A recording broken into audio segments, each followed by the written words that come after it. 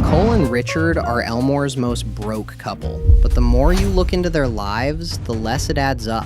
Because while Nicole's paycheck barely keeps the lights on, Richard has the ability to easily make $2 million. I want to know more, so in this video, we're gonna find out how much money Nicole and Richard actually make. And first, we gotta talk about Richard's money-making skills.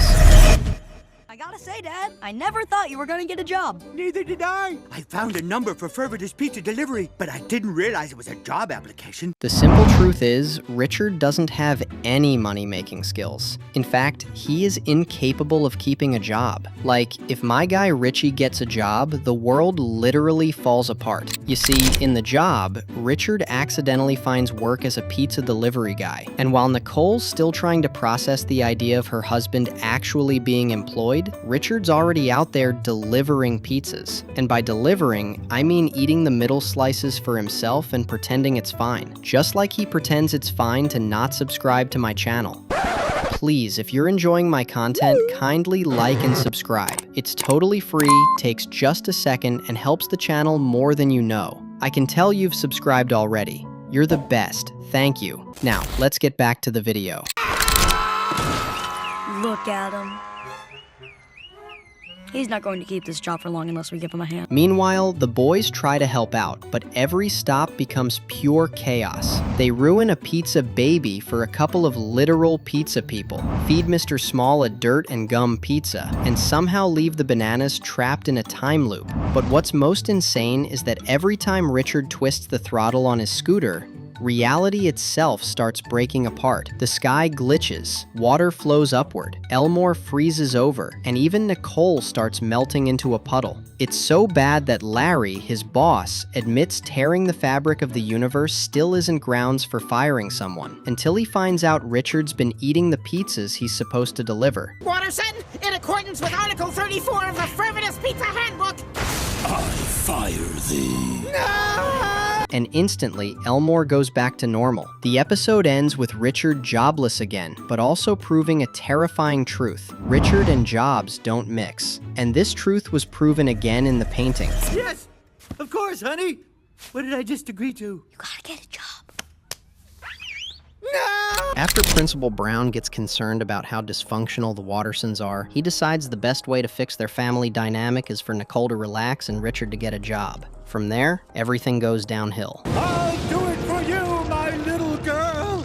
When Richard finally tries to apply for a job, the building itself refuses to let him in. The sliding doors literally won't open for him. He spends almost 8 hours trying to reach the right floor, fighting elevators that shut on his body and corridors that seem to reject his existence. And when he finally gets to the front desk, exhausted, half stuck in the elevator doors, he signs the contract, only to be instantly fired. And here's your pink slip. What does that mean? It means you're 7 hours and 59 minutes late. And you're fired.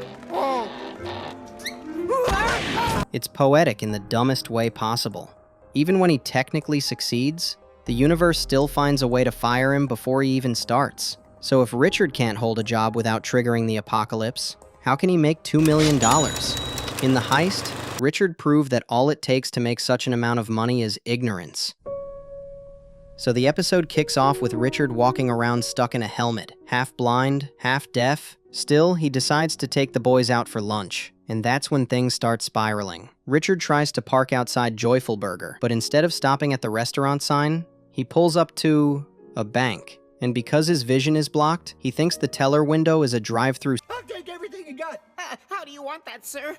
Just in the normal brown bags is fine. Don't be a hero, Larry. I'm not being a hero. Just give him what he wants, Larry. Don't be a hero. I'm not. And just like that, Richard walks out with $2 million in broad daylight. No mask, no plan, no clue. He literally just robs a bank by accident and drives home thinking he ordered lunch. When he finally gets home, Nicole karate chops the helmet off his head and breaks the news. You went to the bank and you stole $2 million.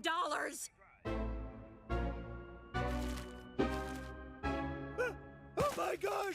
The crazy part is that the cops are so confused, they can't even figure out who to arrest. Cupcake Man blames Larry, Larry blames Richard, and Donut Cop blames Gravity. Meanwhile, the Wattersons are sitting on $2 million in cash, which, if we're being honest, is one of the most financially stable they've ever been. If only they decided to keep the money, Richard would have made his family $2 million and the cops wouldn't have ever traced it back to him. In fact, no one would have known, and his conscience would be clear because he didn't actually rob the bank. The bank tellers literally just gave him the money. If it were me, I'm keeping the money, but not the Wattersons. They end up returning the money to the bank, but Donut Cop thinks it's a suspicious package and blows it up. But don't worry, we're gonna do a controlled explosion.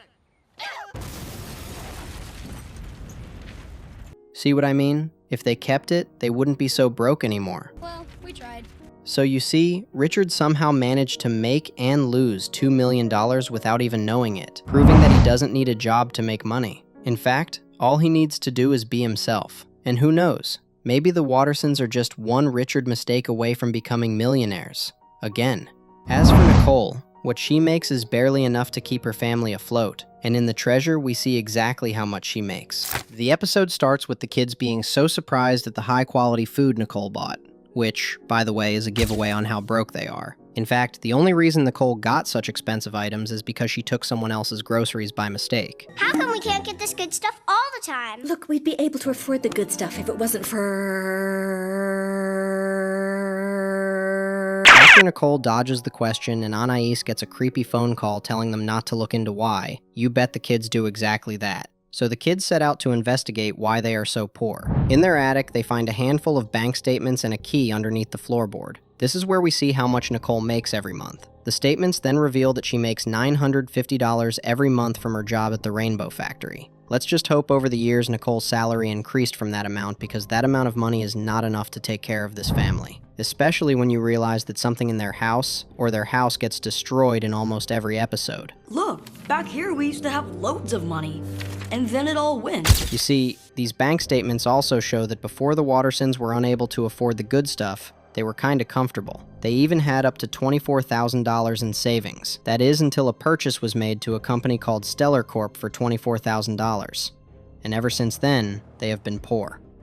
So the kids set out to find out what exactly cost them $24,000. Turns out, sometime after Gumball was born, Richard spent their entire savings to buy a star. And that's what annoys me about Richard. He just keeps wasting money that Nicole makes. In fact, he is the reason they are so broke, and it's so easy to hate him for that. Why can't we just have one treat? Because it's the end of the month and I work a dead-end job where I get paid peanuts.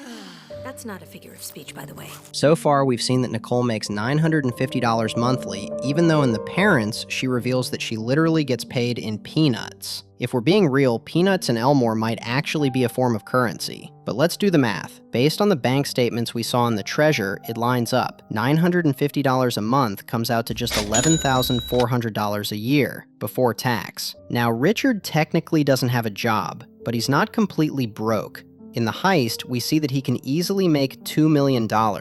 And in the check, he receives a $10 payout from Louie. Yay! $10 each! Let's be generous and say apart from robbing a bank, Richard makes $200 a month from odd checks, disability benefits, or leftover allowances. That's $2,400 a year. Add that to Nicole's income, $11,400 plus $2,400 equals $13,800 a year for the entire family. That's 5 people living on barely above $1,100 a month. So yeah, Nicole and Richard might just be Elmore's most broke couple. And the more you look into their lives, the more it adds up.